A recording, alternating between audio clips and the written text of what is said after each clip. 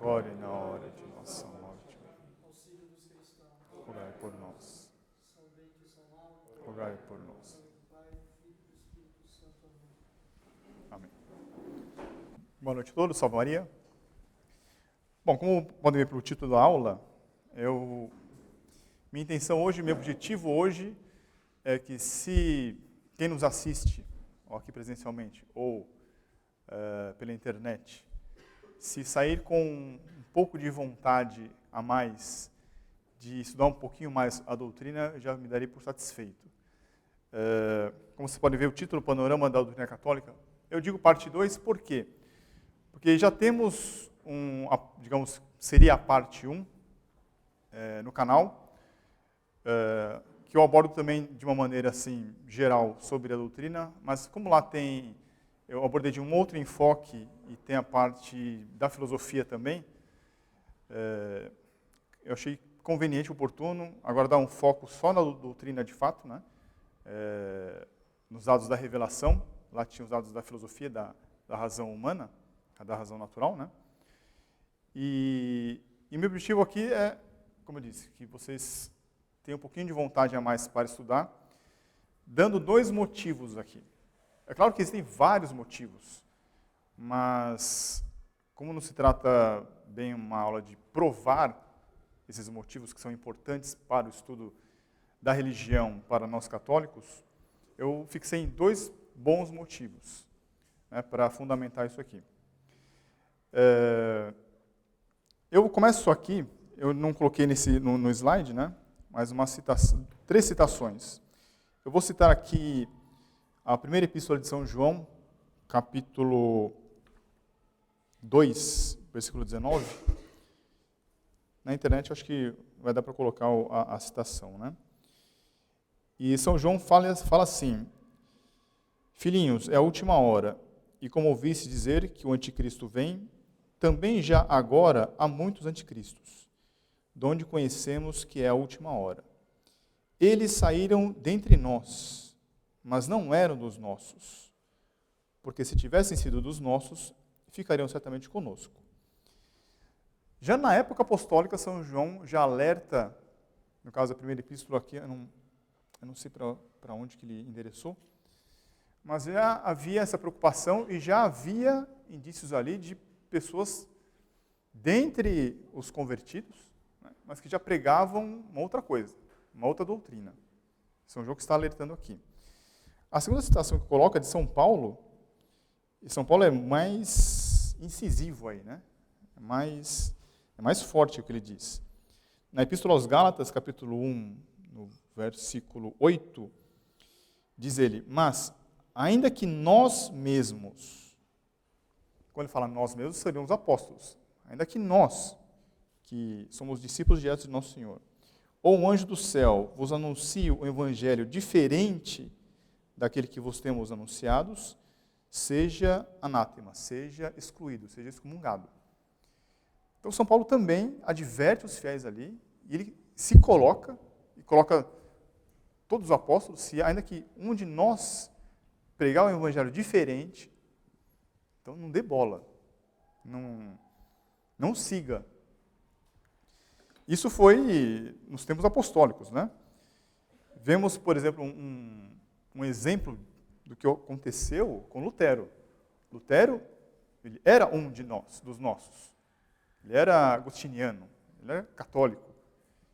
Ou seja, saiu de dentro e fez o estrago que fez, pregando um evangelho diferente do que foi transmitido desde aquela época até na época de Lutero.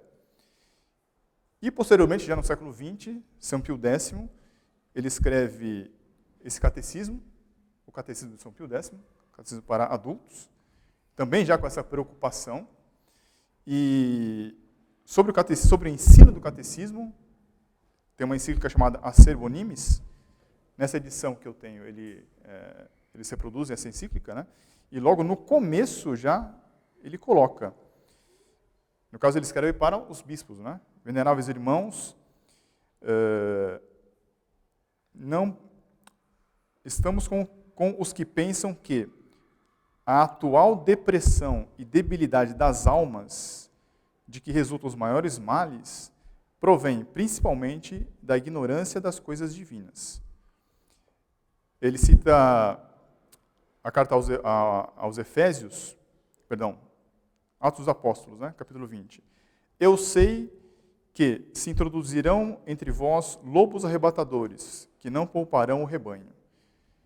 Então, o Papa São Pio X também, já no século XX, adverte a mesma coisa, que era um aviso já nos tempos apostólicos, que uma das grandes causas, se não a causa da debilidade das almas, da depressão das almas, da perda das almas, né?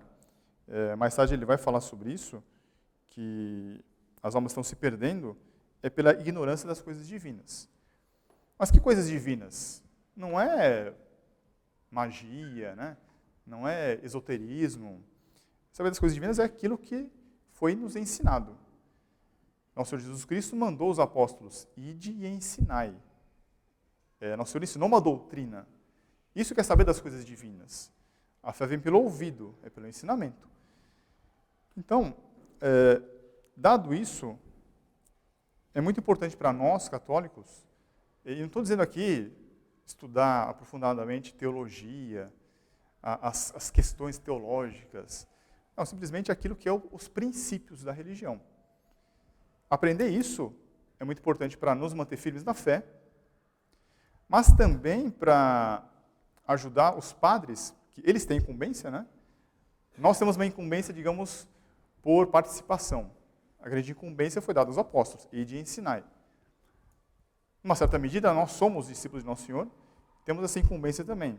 Quem é pai, quem é mãe, tem os filhos, quem é professor, tem os alunos, os patrões têm os empregados, mas temos os nossos amigos, nossos familiares, os vizinhos. Eu tive infelizmente, vários exemplos de onde eu morava em Itaquera. Vários católicos da minha rua, famílias inteiras, foram transformadas, né, em protestantes.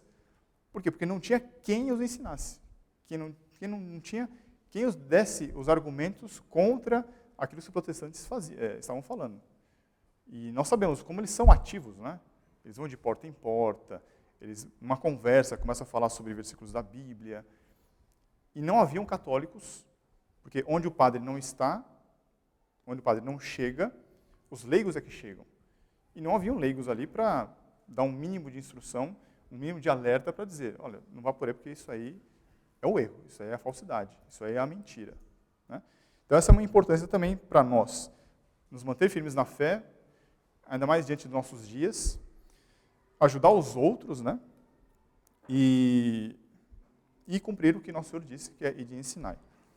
No trabalho também, muitos aqui já trabalham, se vê que tem muitos católicos que são de boa intenção, são sinceros, têm suas práticas devocionais, mas estão à mercê do que o mundo fala. Quando surgem questões graves, como a gente vê, o aborto, essas questões de gênero, fica todo mundo calado. Ninguém tem força, ninguém tem ânimo, ninguém tem o argumento para ir contra. Simplesmente aceita, ou como nós vamos ver que eu vou colocar essa situação, tanto faz, né? Tanto faz, deixa passar. É uma questão de foro íntimo de cada um acredita se quiser, se não quiser não acredita, e está tudo bem. Só que isso traz consequências muito graves.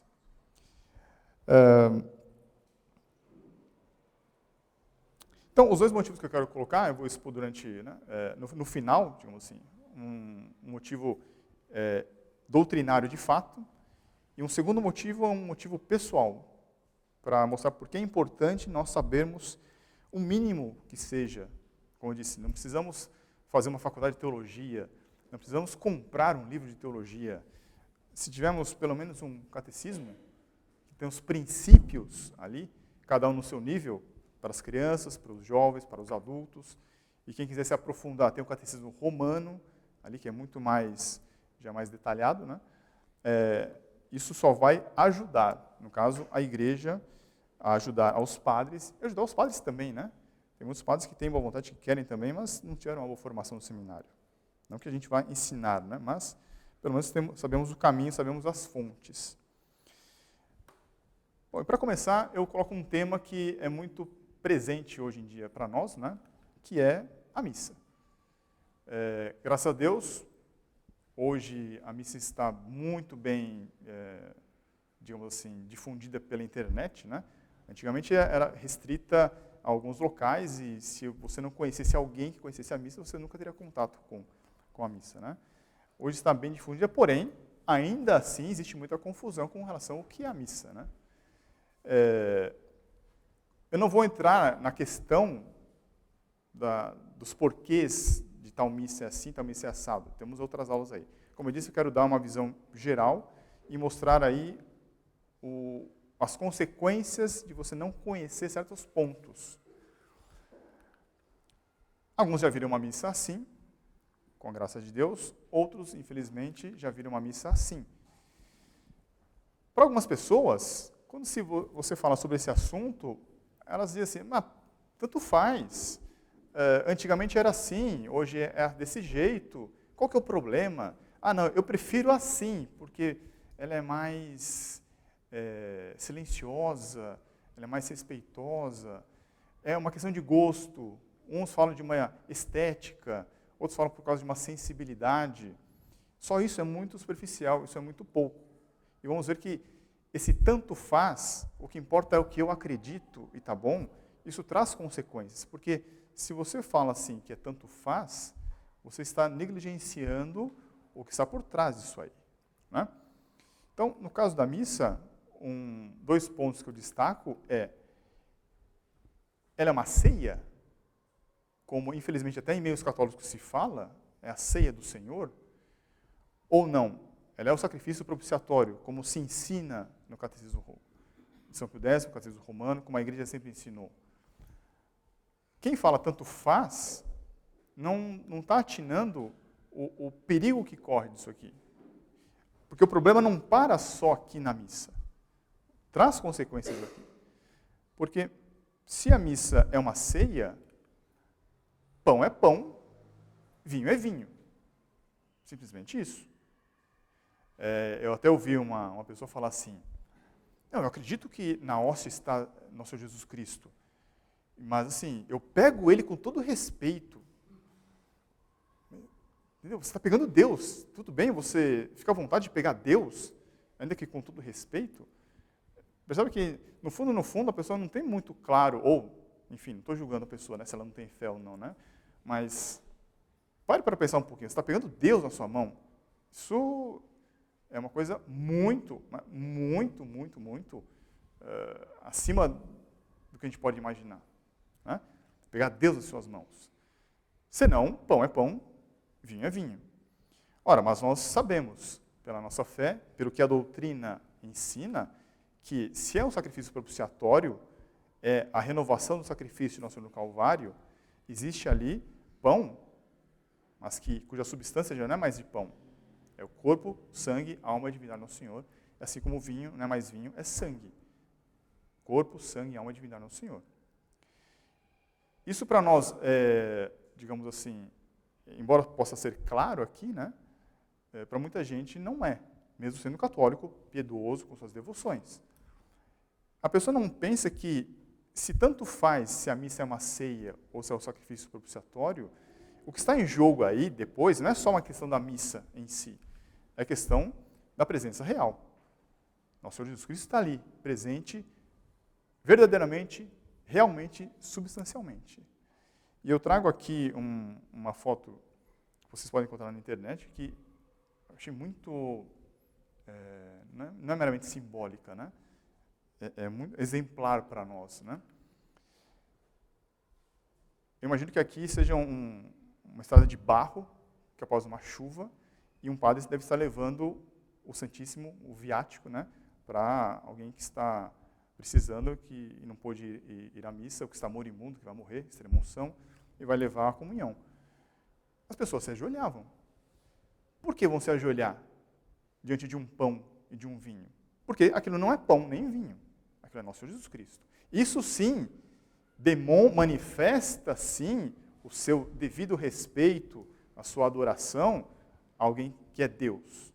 E não simplesmente falar que eu pego ele com todo respeito. Não, isso sim mostra. Isso manifesta a crença que nós temos. Né? Eles talvez não soubessem alta teologia, mas eles sabiam que estava ali presente nosso Senhor Jesus Cristo. Real, verdadeiramente, substancialmente. Né? Para mostrar como isso aqui, de fato, as pessoas podem achar, isso aqui estava restrito à instituição que tinha sido feita. O que a gente faz agora é só uma comemoração. Mas veja o que diz São Paulo. Aquele que come e bebe Indignamente. come e bebe a própria condenação. Ora, comer uma ceia indignamente não é motivo para ser condenado. Não distinguindo o corpo do Senhor. Ele está afirmando, então, que a presença real é algo que tem em todas as missas. Porque seria um absurdo Deus condenar alguém porque comeu pão e vinho indignamente. Isso. Por que comer pão e vinho indignamente? Exatamente. Então, é óbvio que está falando aqui da presença real. Como que comer pão e vinho você vira réu de morte? Não tem sentido. É muito desproporcional isso. Não há proporção. Mas vamos supor que ainda assim a pessoa, ela tanto faz. Não, isso aí vocês ficam discutindo, né? A gente ouve isso. Eu acredito. Muito bem. Porque se é pão e é vinho, então, a figura que está ali presidindo aquela cerimônia, que é como se fala, um padre está presidindo, ele não é um sacerdote, ele não é um padre, é um mero elemento ali da assembleia. Ele que está coordenando aquela cerimônia. Simplesmente isso. Porque aquilo é pão, aquilo é vinho. Nada mais. Mas não, se aquilo realmente é corpo de Nosso Senhor, sangue, alma e divindade, existe a figura do sacerdote. Em todos os povos, o sacerdote tem uma função especial, uma função específica. Na religião católica, o sacerdócio também tem uma função específica, que o padre lembrou outra vez, né? Na cerimônia de ordenação de um sacerdote, o bispo que está ordenando diz para o candidato, né? Receba em tuas mãos o poder de transformar, né? De transubstanciar. Transubstanciar pão em corpo de Nosso Senhor, vinho e sangue. Então, a função principal, primária, a função por excelência do sacerdócio, o sacerdócio é para o sacrifício. Transubstanciar pão em corpo, em vinho, em sangue. Se não for isso, estamos aqui colocando em xeque a questão da definição de sacerdócio ministerial. Porque eles falam que todos os batizados têm um sacerdócio comum dos batizados. Mas existe uma classe de sacerdócio que é especial, que é separada, daí o termo consagrado, que é para essa função específica, de transubstanciar, trazer nosso Senhor Jesus Cristo presente, fazer ele presente aqui. Isso é o sacerdócio ministerial, que é só para alguns, não todos. Se quem preside a cerimônia é o presidente da Assembleia, a igreja então tem que ser democrática. Porque uma hora é esse coordenador, e na falta dele, que tem faltas de coordenadores, tem faltas de presidentes da Assembleia. Então coloca outro. Então desce, coloca o diácono permanente. E se ele faltar? Bom, aí coloca então um senhor de idade, coloca um leigo. Então, a igreja fica democrática. Qualquer um pode, porque todos têm um sacerdócio dito comum, né? Mas nós sabemos que a igreja ela é feudal. O Papa, ele ocupa um lugar que quem instituiu foi nosso Jesus Cristo. Nosso Jesus Cristo que escolheu, você aqui vai ser Pedro. Sobre essa pedra edificarei a minha igreja. São Pedro faleceu. Quem é que vai ocupar o lugar? Quem é que vai ocupar essa primazia que se fala? Então, se escolhe quem vai ser. Mas não é que se coloca o poder nas mãos dele. O povo, quem elege, põe o poder ali. Não, apenas se escolhe quem vai ocupar agora esse lugar. Quando a pessoa responde e diz, eu aceito esse encargo, que é um cargo, eu aceito ser Papa, então, na hora, nosso Jesus Cristo investe desse poder. Né? Sendo feudal, o grande senhor feudal é o Papa, e abaixo dele estão os bispos, Por isso que o Papa é que designa um certo território para um certo bispo cuidar daquele território. Ele concede ali o governo de apacentar o rebanho ali para os bispos. A igreja é feudal, ela não é democrática. Isso é provavelmente a organização da igreja. Isso, já desde o tempo dos apóstolos, é visto isso. Né? Mas ainda assim, sendo a igreja democrática, se a pessoa ainda insistir nisso, bom, então o Papa é um mero presidente de uma ONG. Tem uma mera função social, uma mera função de atender aos pobres, os órfãos, os mais necessitados, com as crises humanitárias. Né? É simplesmente presidente de uma ONG. Ah não, o Papa, nós sabemos, ele tem também uma função específica, confirmar os irmãos na fé. Isso está no Evangelho. Pedro, tu me amas? Sim, apacenta as minhas ovelhas.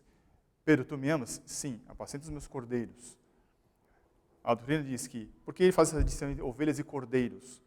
Porque São Pedro tinha a função de apacentar tanto os leigos, os fiéis, como também os demais apóstolos, os cordeiros. Apacentar todos, confirmá-los na fé.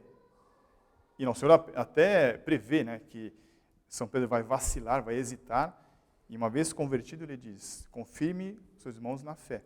Então tem uma função específica aí, uma função do Papa, que nós chamamos de primazia. É o primado de São Pedro. Né? Ele não é um mero bispo que tem um título especial entre outros bispos, um primus inter pares que se fala, e que ele é escolhido, talvez porque ele é o decano, talvez porque ele tem mais sabedoria, porque é o mais velho. Não. Ele foi investido ali por Nosso Senhor Jesus Cristo, e tem uma função própria, isso chama-se primazia, é o primário de São Pedro. Se ele é o presidente da ONG, isso aqui também cai por terra. A doutrina da primazia de São Pedro cai por terra. Por isso que ela também é tão atacada. Né? Se ele é o presidente de uma ONG, ele vai opinar sobre certos aspectos da doutrina. Se ela convém para os tempos de hoje ou não. Se as circunstâncias de hoje permitem falar dessa maneira ou não. Ele vai dar uma mera opinião, ele até consulta os outros, eventualmente pode até fazer, para a nossa tristeza, fazer uma votação de como é que vai ser a exposição da doutrina, se vai mudar a doutrina. Né? Mas nós sabemos que não, que o Papa, sob certas condições, ele ensina, e ensina de maneira infalível, não por poder próprio, mas por poder de Deus. Ele é um instrumento ali. Tudo aquilo que ligares do céu será ligado na terra, tudo aquilo que desligares do céu será desligado na terra. É o poder das chaves. Né? Essa é a doutrina da infalibilidade. Vocês estão vendo que, no efeito cascata, tudo isso aqui está interligado. Tudo está interligado. Se eu tirar um ponto ali, eu começo a questionar outros pontos. E uma pessoa que tiver uma certa honestidade, ainda que para prejuízo, né? Negando um ponto, ela vai ser obrigada a negar outro, e a negar outro, e a negar outro, por coerência. E aí tudo cai por terra, desde a doutrina sobre a Santa Missa até a infalibilidade papal. Esse é um ponto. Um outro ponto que merece a nossa atenção, eu destaco aqui a questão de Adão, sobre a criação. Certa vez eu ouvi também, né? Eu trago sempre os mesmos exemplos que a gente já ouviu, mas quando se fala sobre evolução, eu indaguei uma pessoa sobre evolução, a pessoa falou assim, nossa, mas a evolução, se a gente veio do macaco ou não, para mim é uma coisa tão distante da minha realidade. Eu estou preocupado aqui com a minha faculdade, estou preocupado aqui, né, com os meus afazeres. Qual que é o problema disso? A pessoa não via problema disso. Né? De fato, ali, diretamente, não afetava. Porém, isso traz problemas. Né? A criação de Adão foi um mito, como muitos dizem, muitos sustentam, ou realmente ele existiu? Isso traz consequências, tanto para a vida social, só vou citar aqui um exemplo para não ficar muito abstrato, o fato de Jean-Jacques Rousseau ter o grande sucesso hoje em dia se deriva disso. Diz ele que o homem era livre, de repente ele encontrou um outro homem, e os dois entraram em conflito. Eles tiveram que deixar cada um uma parcela de liberdade para conviver em sociedade. Isso tem um fundo aqui. Ele nega o quê? Que Adão existiu. Para ele, existiam vários Adãos, sozinhos, livres, isolados. E uma vez se encontraram, montaram a sociedade, eles tiveram que fazer o contrato social. É um acordo. Tem essa raiz, tem essa consequência, então. Se foi um mito, então, você pode dizer que existiram vários homens que nasceram em vários locais. Ou evoluíram de vários locais. E aí tem o problema do racismo, né? Porque se alguém evoluiu primeiro que outro, esse aqui é mais evoluído que outro, né? Então, tem esse problema aí. Mas ele realmente existiu. Até a própria biologia nos dá argumentos disso, né? Apenas foi um criado. Isso é a doutrina chamada monogenia. Isso contra o poligenismo, né? Que traz essas consequências para o direito, para a sociologia, né? Para a convivência entre os homens. Vimos que o racismo é um problema que já foi enfrentado lá na Segunda Guerra Mundial. Se os homens foram criados em vários lugares, são vários existentes, a transgressão foi um mero ato de libertação. Porque, como eu disse, eles entraram num acordo ali, só que de repente o acordo foi mal feito, um levou mais prejuízo, então ele quis se rebelar contra a ordem estabelecida, então ele fez ali, na verdade, um ato de libertação. Ele quis se libertar. Ele queria voltar à liberdade que ele tinha antes. Nós sabemos que não é assim. Sabemos que essa transgressão foi uma coisa chamada desobediência. A ordem estabelecida não por um outro homem, mas por Deus. Deus colocou ordem na sua criação. É a doutrina do pecado original. Se existiram vários homens, a doutrina do pecado original cai por terra. Ela fica questionada. Tanto que muitos, de fato, não acreditam que existe o pecado original, né? Para eles, todo homem é bom, a sociedade que o corrompe, né? Um argumento de falacioso aí, né? E se esse ato de libertação ofendeu a divindade, ora, mas Deus é bom, Deus é misericordioso, Ele vai perdoar isso aí. Então se enfatiza aqui a misericórdia da divindade com a criatura. Não houve uma ofensa que atingiu a dignidade de Deus, do Criador, né? Porque se atingiu, por justiça, tem que haver uma punição. Essa é a doutrina do inferno. O castigo merecido para uma ofensa de dignidade infinita tem que ser uma pena infinita. Uma pena infinita no tempo, é o inferno. Tem que existir. Por justiça. Mas se você apenas enfatiza, coloca como uma misericórdia divina, de fato, a doutrina do inferno fica questionada, fica solapada. Então, sabendo que Deus sempre perdoa, eu devo agradecê-lo, eu devo adorá-lo. Então, se fala que se faz sacrifícios de adoração, sacrifícios de ação de graças. Ação de graças, nós falamos sacrifício eucarístico. Só se enfatiza isso. Como sabemos que é necessário fazer um sacrifício que torne Deus novamente propício ao homem. A amizade da criatura com o Criador seja reatada, seja restabelecida. Isso é pelo sacrifício propiciatório. Isso só pode ser feito pela noção de sacrifício. E essa parte aqui, só para mostrar o conjunto, né? Ver como é concatenado uma coisa com a outra. E essa parte aqui do sacrifício tem exatamente ligação direta com a Santa Missa. Então, negar Adão é negar o pecado original, é negar o castigo, é negar o sacrifício propiciatório para a redenção dos homens, é negar a Santa Missa, e assim vai. Agora, se temos o sacrifício propiciatório, é necessário uma vítima. Uma vítima, já vimos em outras aulas, né? É necessário uma vítima que pague essa dívida infinita que o homem contraiu. É necessário uma vítima sacrificial para esse sacrifício propiciatório. Bom, essa vítima pode ser um homem comum, ou tem que ser da linhagem humana, mas com dignidade infinita. Tem que ser Deus homem.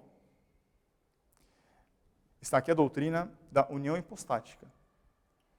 Para que haja essa reparação de fato, é necessário que Deus se torne homem. Um homem com dignidade infinita, tem que pagar isso aí. Isso quem explica é só a doutrina da união hipostática.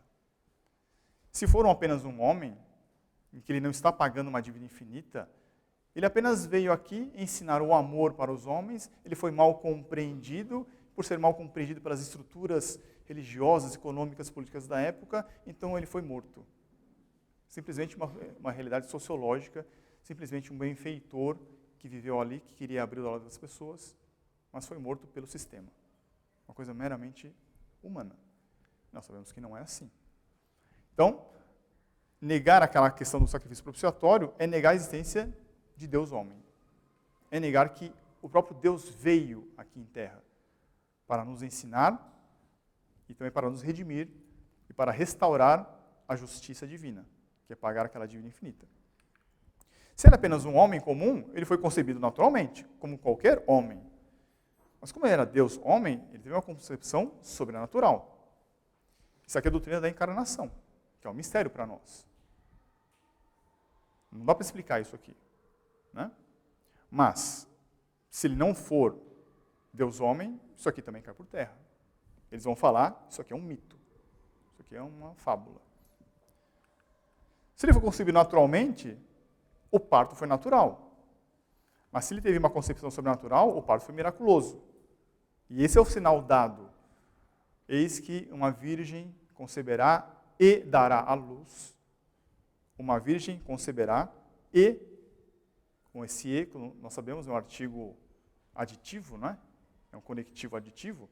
Então, uma virgem conceberá, uma virgem dará à luz. Tem que ser um parto miraculoso. Aqui entra a doutrina da virgindade perpétua. Daí a igreja sempre se preocupou com isso, sempre defendeu de maneira ferrenha, e por isso que isso aqui é que distingue de todo o resto, de todos os outros chamados cristãos, os irmãos separados. Nós defendemos isso aqui. Não por uma mera questão, como se pode pensar, questão de pureza ou de impureza, não é só isso, não é uma questão disso.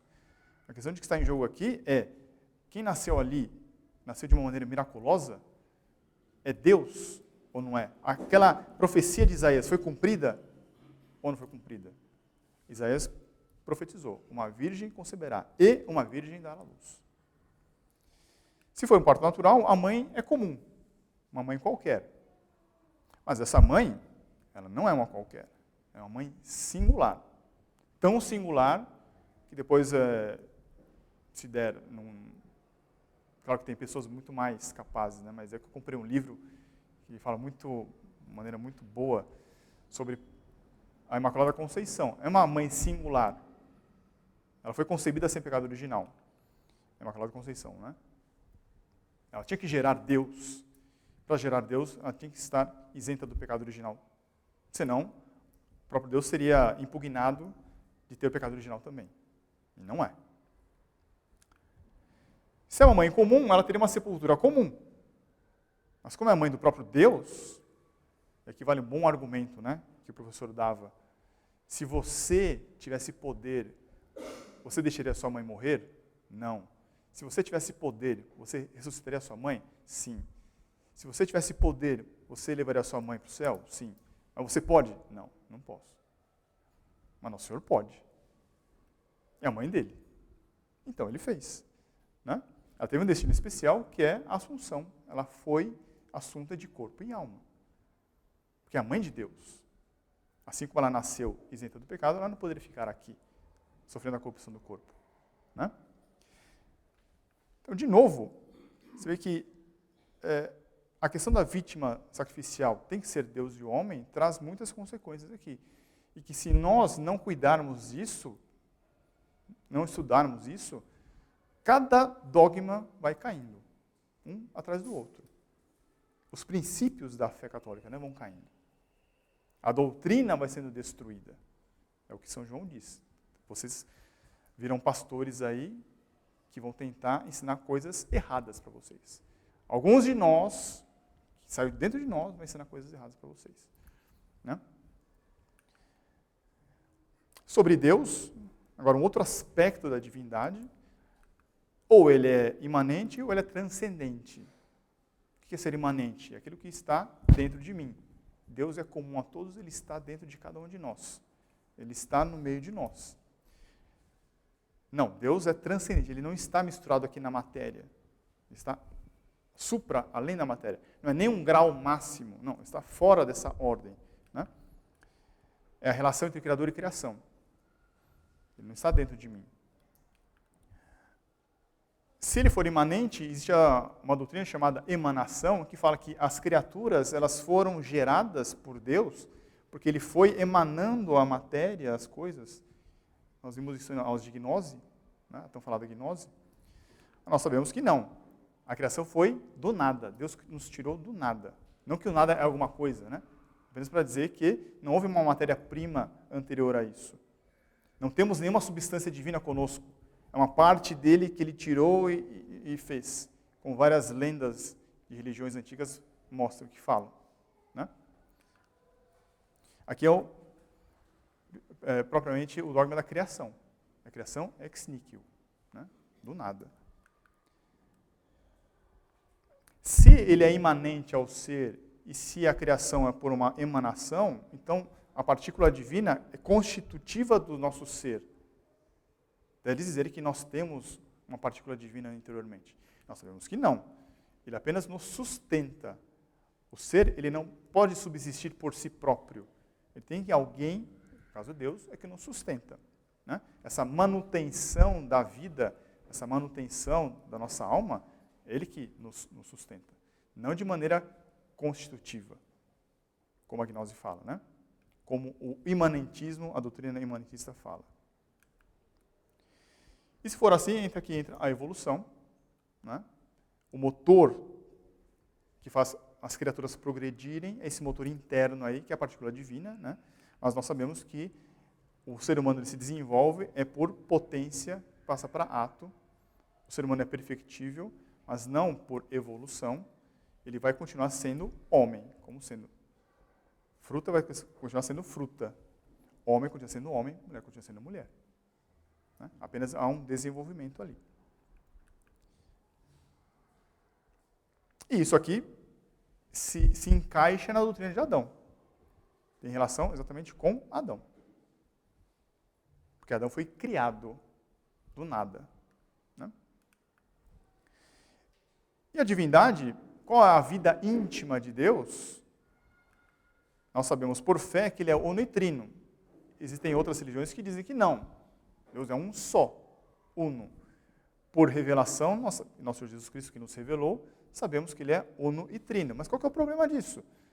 Vocês ficam com essas questões aí, né?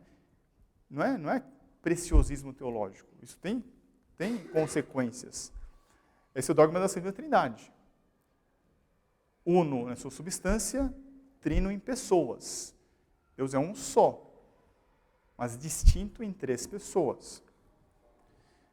Deus Pai, Deus Filho e Deus Espírito Santo. E é graças a isso aqui que é possível que a vítima sacrificial seja Deus Filho. Tem a dignidade divina, porque senão a divindade sai de lá, transcendente, e fica imanente. Então ficou vazio lá o céu. Não é? Deus Filho é que vem e se encarna, ele tem dignidade infinita, porque é Deus, mas ele assume carne humana, é homem. Né? E assim fecha todo esse quadro que eu queria mostrar para vocês. Está tudo interligado. A imagem que eu aprendi foi de uma catedral gótica, em que pedra está sobre pedra. Se eu tiro uma pedra, o edifício inteiro cai. Aqui eu estou usando uma outra analogia, né? Que é, como o Catecismo Romano diz, que eu achei bem interessante. Quem for ler o Catecismo Romano, na parte do credo, lá ele diz assim, aqui vão os artigos da fé. E ele fala, por que chamo de artigos? É porque artigo seria o diminutivo de articulação. É tudo que está articulado. Cada artigo é uma articulação que está articulada com outra. Elas têm uma vinculação, eu diria, orgânica. Uma coisa depende da outra ali. Se eu negar um, forçosamente eu vou acabar negando o outro. Eu vou acabar negando o outro e vou acabar negando o outro. E toda a doutrina é destruída. Tudo cai por terra. E como a igreja é sábia, veja, por isso que É claro, é muito interessante estudar, né? Mas eu estou dizendo, eu reforço aqui, não é para a gente virar teólogo, a intenção não é essa. A intenção é simplesmente estudar o catecismo, né? E veja como a igreja é sábia, né? Ela fez para nós o ato de fé. Eu creio firmemente que há um só Deus em três pessoas, realmente distintas, Pai, Filho e Espírito Santo. Creio que o Filho de Deus, segunda pessoa da Trindade, se fez homem, padeceu e morreu na cruz para nos salvar, e que ao terceiro dia ressuscitou. Creio em tudo que crê e ensina a Santa Igreja Católica e Apostólica, porque Deus, verdade infalível, lhe revelou. E nesta fé quero viver e quero morrer. Está aqui um resumo, é o ato de fé, está resumido aqui. Aquilo que precisamos saber. E que se alguém falar ao contrário, talvez você não saiba discutir com a pessoa, mas pelo menos você não vai ficar abalado. Você não vai ficar com a fé abalada. Você fala assim, não, eu sei que é assim. Agora eu não sei, tá bom, eu vou estudar então, para me fortalecer. Mas sabe que é assim, porque é o princípio que a igreja sempre ensinou. Por outro lado, nós temos o ato de contrição, que também é um resumo disso aqui. Meu Senhor Jesus Cristo, verdadeiro Deus e verdadeiro homem, Criador e Redentor meu. Por seres vós quem sois sumamente bom e digno de ser amado sobre todas as coisas, o Senhor é bom, mesmo que aconteça uma desgraça comigo, eu sei que Ele é bom, e porque vos amo e estimo, pesa-me, Senhor, de todo o meu coração de vos ter ofendido. Pesa-me também de ter perdido o céu e merecido o inferno. Embora Ele tenha me redimido, eu, por minha responsabilidade, perdi o céu e mereci o inferno existe. E proponho firmemente, ajudado com o auxílio de vossa divina graça, Deus sempre ajuda, emendar-me e nunca mais vos tornar a ofender. Espero alcançar o perdão de minhas culpas, a virtude da esperança, pela vossa infinita misericórdia, aí está. Tem a divina justiça que condena o inferno, mas eu tenho esperança, pela divina misericórdia, de ser redimido. Porque nosso Jesus Cristo, o seu Filho, morreu na cruz por mim, para cumprir a justiça.